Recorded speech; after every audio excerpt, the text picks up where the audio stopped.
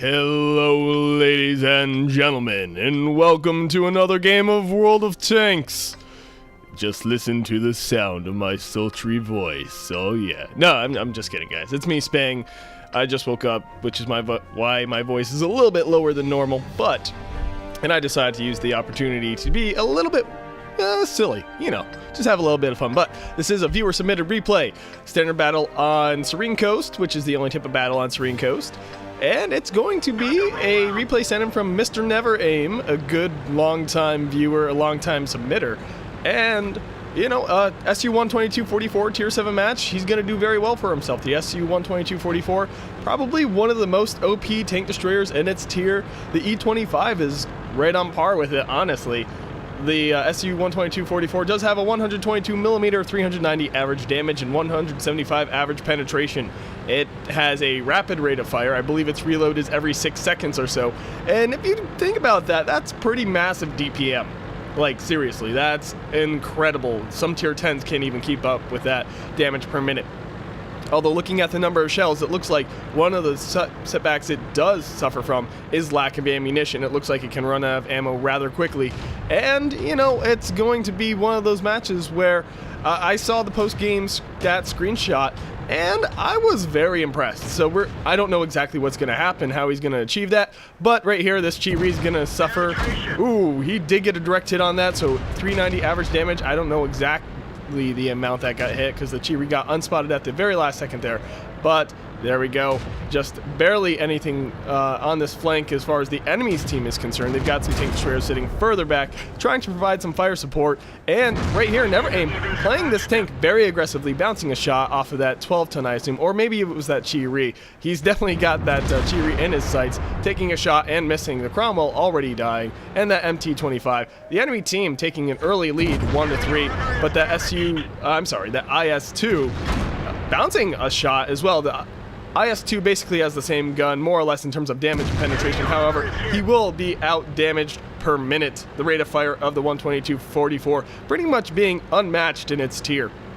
As far as for its 122 cannon, the average damage tier, there's barely anything that can keep up with it. Like I said, the E-25 pretty much being right on par. This IS-2 just not knowing how to get through this frontal armor. Although if you take notice, every time he's about to get shot, Never Aim does slant his frontal armor a bit. He is using angling on a tank destroyer, which you don't really see all too often. A lot of times people playing tank destroyers just kind of drive at you front on. They don't try to angle their armor, and that's why most of the time you penetrate them very easily. Still, 3-5, the enemy team maintaining a lead at this point, and that KB3 possibly going to get shot. Looks like the round will win a little bit to the right, and Never Aim looking like he's just going to estimate where it should be and take another blind fire. And like I said, if you're noticing, that reload, very quick, very deadly, and very scary, if you ask me. Tiger 1, barely anything hanging out right there, and he's going to take a shot, get the damage as well. So right now, I don't even know what his average damage for this match is, but it's definitely very high considering the number of shells he has landed for damage. So probably already achieved high caliber at this point, and his team still, despite his performance, managing not to do all too well. It's one of those things that you suffer from a lot of times in this game. You can be doing absolutely amazing, and there should be no reason your team should be losing as badly as they are, yet, they just can't pull their own weight. And unfortunately, that leads to some frustrations, and right as I say that, Never Aim in the team chat, actually in the public chat, says this team, knowing just how well he is doing and how unwell the rest of his team is doing, how just absolutely atrocious their performance is. This Hellcat thinking he's going to go toe-to-toe with this vehicle. Clearly not the case. Finally taking damage there. Not that I want him to take damage, but definitely holding this hillside flank very effectively, managing to kill that S-35, and the enemy team still maintaining only a 2-tank lead. It looks like Never Aim's team is starting to pull their butts out of their heads out of their butts. I almost said that backwards. And it still is anyone's match, although the capture has started, 3-tank difference, and the enemy team still comfortably in the lead at this point, especially considering Never Aim's team only has 4 tier 7s left, and the enemy team has 4 as well. So even in terms of top tier tanks per team, it's still very evenly matched. Somehow, he is just having a gut feeling that something is over here based on last known spotting positions, basically paying attention to that mini-map. And there are mods for that as well to better gauge where enemy vehicles are. It actually will tell you where the last time an enemy vehicle was spotted. Pretty much any mod pack will have that. I currently use solos. Yes, I finally installed a mod pack. I've been the longest time just playing the game vanilla, but a few days ago, you know, due to pushing from certain fugitive members, I installed a mod pack myself, and I gotta say, I'm loving it. There's a certain few features I've installed, not too many. I tried to keep the game as vanilla as possible, but you know, that minimap mod was one of them, and I have to say it's very helpful. But anyway, saying how hard is it to kill that elk, apparently very frustrated with his team not being able to kill a tier 5 scout. However, the elk, the ELC, very effective. It has quite a high damage gun. I believe its average damage is 240 and it has quite a high penetration, although it does not have a rotating turret, which makes it very tricky to play as a scout tank. Most time as a scout tank, you want to use your smaller size and speed to run circles around the enemy, but when your turret doesn't turn more than a few degrees to either side, that's a bit hard to do. Still, 8 to 12, so a 4 tank difference at this point. Never Aim knowing he's gonna come together, and right here, oh, this is gonna, oh, whew. For a second I thought that SU-122 had the derp gun, the huge 152mm high explosive gun, and if he did, it might have been game over had he landed a penetrating shot, been firing heat, whatever this case, because the average damage on that gun used to be 700, I believe it still is. And the Sticker Max, definitely a threat, as you can tell, easily penetrating. And I do believe he has a faster rate of fire than it, although I could be wrong about that. Certainly, well, if he didn't, that Sticker Max just choked and was trying to get the perfect shot to not die. Unfortunately, still died. So Chinukai, that is a tier 5 premium Japanese tank, yes. I almost said Chinese. There is a definite difference there. And I have it as well thanks to a gift from a clanmate, I think, or I'm pretty sure that's how I have it. Anyway, it's pretty much the Chinu, the regular tier 5 medium tank. There's very little difference between the regular and the top tier. And right here, that ELC, like I said, there was no way he could do that whole run around. Oh, he could. That was very fortunate, taking a shot to the tracks right there. That could have been his end. The IS, just like the IS-2, just like this SU-122-44, very high damage gun, that 390, 122, 175 average penetration. And all he has left, he's telling everyone he has no armor piercing left. The elk giving him the little winky face. Unfortunately, I don't think the enemy team realizes by that he means he only has premium APCR left, and 8 rounds of it, no less. That's not a good situation for them. That's actually very bad. Looks like that medium tank, which is going to be a Chi-Ri.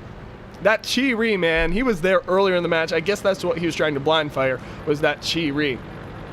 Still alive, his team, even despite Never Aim knocking it down to size earlier on, still not managing to kill it. 12 to 14, and this IS completely caught off guard, not even zooming in. Never Aim going back to his old habits of never aiming in. But, you know, for those close range kills, you really don't have to zoom in sometimes. It really is unnecessary. It's one of those things of, I always do just out of force of habit. But, you know, I also, especially when I'm playing medium tanks and light tanks where I'm running around vehicles a lot, I actually find myself just staying third person and actually using auto aim quite frequently so I can focus more on my driving. And it's all a matter of doing what you're comfortable with. Right there, he was more than comfortable with not using the zoom functionality. 7 kills though, and at this point, I don't know if you noticed, but there was a significant number of enemy vehicles left with only him left for his team. And right here, this Chi-Ri, alive, still a 2-shot. The Chi-Ri does have an auto-loading mechanism, which he is well aware of, and he's trying to back up and use these enemy tanks for cover. He will take a shot, but unfortunately, part of the downsides of having that auto-loading mechanism, the Chi-Ri does not have a high damage per shot gun, just a high burst damage total. And he knows right here, he just wants to stay safe, stay alive, because he knows he is one shot. He has paper armor, and one thing I have to say he's been doing very well this entire match is running around, constantly changing his position, leading the enemy team to believe he was somewhere he was not. And you know, in certain situations, you really got to take advantage of the enemy assuming you're going to stay put. And I think a lot of enemy players do assume that if you're playing a tank destroyer, you're going to more or less stay at one spot. However, the 122-44, as we've seen in this match, very agile, has a good mobility about it, can really change positions quite easily. I mean, right now it's going 40 kilometers per hour. It has a good acceleration about it. It has good handling characteristics in general. And overall, just it's very easy to go one spot to another, and you should take advantage of that. Not all tank destroyers have that. In fact, quite a few of them do not. The Hellcat is one of them, but not so much. It recently kind of got nerfed in some of the recent patches and doesn't so much function like the scout tank it used to. And a lot of people were using as a scout and a medium, and especially more so as a scout, because as a medium tank, you really got to have a high traverse speed. For your turret, I'm talking about. The Hellcat used to suffer from, and still does suffer from, a very slow turning turret. I think this enemy tank destroyer is sitting on their base more or less, and Never Aim assuming that same thing. And he also knows that if his base starts getting captured out, he has the speed and time to make it back there and eliminate whatever threat. Well, I don't know why I said whatever threat. We know what the threat is going to be. It's going to be that Jagdpanzer IV, and there it is, the capture. You know, that enemy vehicle saying last known location, his base. He knows how weak Never Aim is, and he figures might as well go for the cap, lure Never Aim to him, which is always a good strategy. I can't fault this enemy tank destroyer for doing that. It's reliable. You know the enemy's going to have to come to you in order to stop the capture. However, the unfortunate thing is the enemy also knows pretty much exactly where you are. You have to get on a place on the capture circle where you can cover your own flanks very easily, and that's not always possible. Some capture circles are very wide open, especially on some of the older maps, and this could be a bad decision for him. He should have started the capture and then maybe got off and hoped Never Aim came back. Maybe, but he also doesn't know if Never Aim was just going to run to his circle at that point and just go for a draw based on the amount of hit points he has left. Never Aim trying to swing around ever so cautiously. Remember that Jagdpanzer IV. Is that what it's called? It's been a while. Yeah, Jagdpanzer IV. There we go. I still got it. I still remember, even though it's been a long time since I played it. Oh, near full health, and he is certainly spotted. There we go. The Sixth Sense getting lit up, and Never Aim clearly having a high crew skill on this, trying to ever so cautiously pull forward and take a shot where he doesn't have to get hit himself.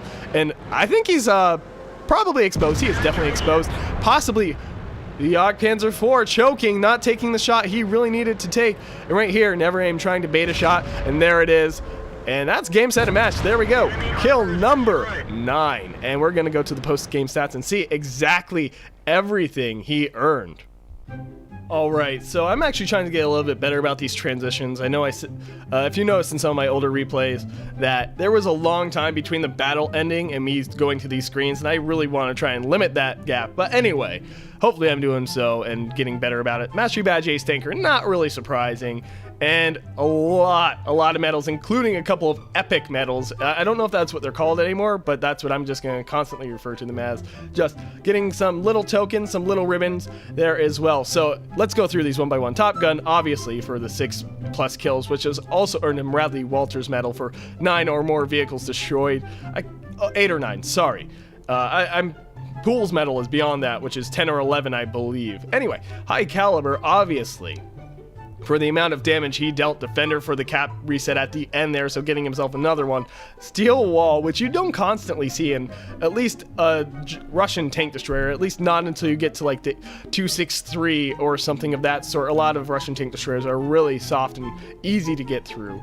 The 704 can be a little bit troll, but anyway, Spartan for bouncing that shell, and the Kolobanov's medal. The medal I have always referred to as the Badassery medal, which is basically where you stand alone against 5 or more enemy vehicles and still somehow manage to win. In this case, it was, I know it was 5 or more. I think it was like maybe even 6 enemy vehicles when he was the last tank standing, although I could be mistaken on that. I wasn't paying too close of attention to the numbers at the time. But Bruiser for, well, you know, modules damaged and basically damage enemy vehicles module or injure enemy crew vehicle members at least 5 times in a battle. Duelist, destroy at least 2 enemy vehicles that cause damage to your vehicle. Shellproof, which kind of goes along with Steel Wall. Shellproof is basically where you deflect your vehicle's hit points and shells bounce by it. Basically absorb your vehicle's hit points and armor. And Survive. So basically if you get Shellproof, you're possibly gonna get Steel Wall, which there's just so many medals, it's actually having a hard time feeling my mouse clicking over any of them. And Fire 4 effect, which is obviously do more damage than your vehicle's hit points. And just look at all those dead and damaged enemy vehicles right there. Total damage over 5,700. And a tier 7 match, that's quite hard considering the enemy's hit point pool. And I mean, just how much more damage he did than the rest of his team by far. 7 total medals that actually get registered on the screen. Just absolutely outstanding. Total TD Badassery. And that probably is going to be what I call this match. So total earnings of nearly, if he had premium, he would have earned over 100,000 credits this match. Just, that is amazing. It looks like I'm actually kind of surprised that there is no resupply of ammunition cost. I guess he just had extra ammo sitting around, but even with ammo resupply, I still think he possibly would have broken the 100,000. And a total base experience, if he was running premium, he would have earned over 2854 experience. That is just staggering. That's better than even my best total experience earned. Never Aim definitely proving that he has just come a long way since he first started submitting replays to my channel. He is definitely one of those great players who is earning his keep in matches consistently, and his constant presence on my channel of replays that I cast for him definitely demonstrate that still.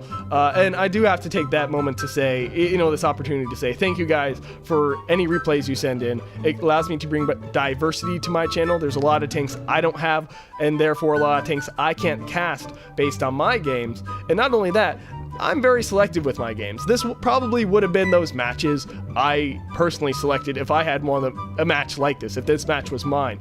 But it really does take matches like this for me to choose my own specific replays, because I am very picky when it comes to my own. Still, that being said, like, I'm far less choosy when it comes to your guys' replays, as long as I believe it is an entertaining commentary. And I've gone over this before in my replay submission little videos there, which I'm gonna come out with another better done one here in the near future, just to celebrate 9.4, and also just because I wasn't too happy with the last one. I wanted it to be a little more organized.